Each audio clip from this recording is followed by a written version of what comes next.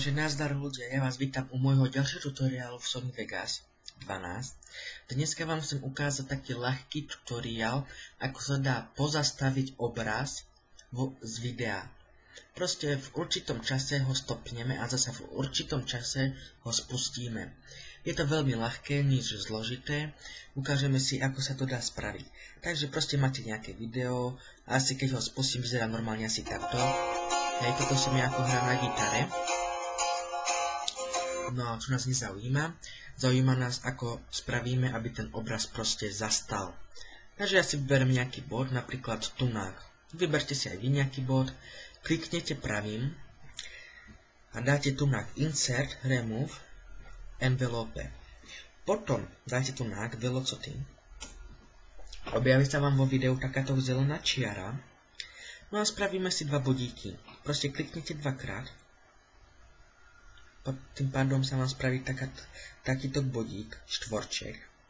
A takisto vedľa toho tiež dvakrát, aby sme mali tie dva body, 2. Prečo?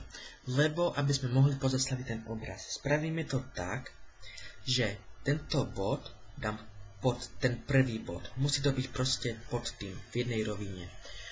Kliknem pravým na ten dolný bod a tu nám toto set to 0%. Kliknem. Tým pádom ten obraz je ako v 0%. Proste ten obraz zastal. Keď dám play, proste to bude vyzerať asi takto.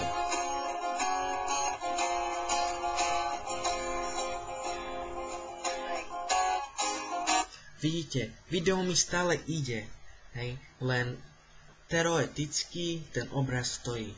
No a ako spravíme, aby v určitom čase zase ten obraz išiel? Spravíme to tak isto.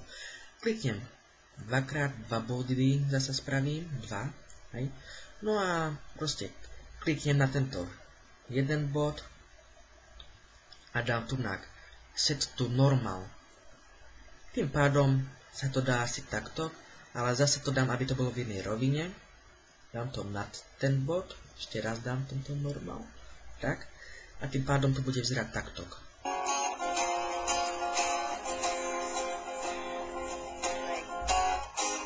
Vidíte, že sa mi to znova spustilo.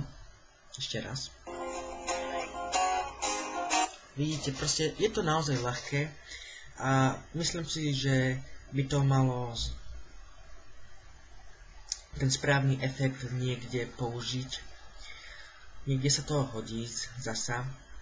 A takisto si to môžete tak spraviť, že pomalšie sa vám to bude rozbiehať, alebo pomalšie sa vám to bude ako... Neviem, ako to mám povedať, hej. Proste to spravíme tak, že to potiahnem, toto potiahnem. A čoraz pomalšie a pomalšie to bude, až kým to nezastaví. A to isté, čoraz rýchlejšie a rýchlejšie to začne hrať ako do normálneho videa. To bude vyzerať asi nejako takto. Vidíte, že to ide pomalšie, zastavilo. A teraz zase pomalšie, zrýchlej a už to ide normálne. To už je na vás, ako si to vy tu spravíte. Takže dúfam, že sa vám to páčilo. Fakt naozaj ľahké je to, skúste to. Hej. No, tak ja sa s vami lúčim.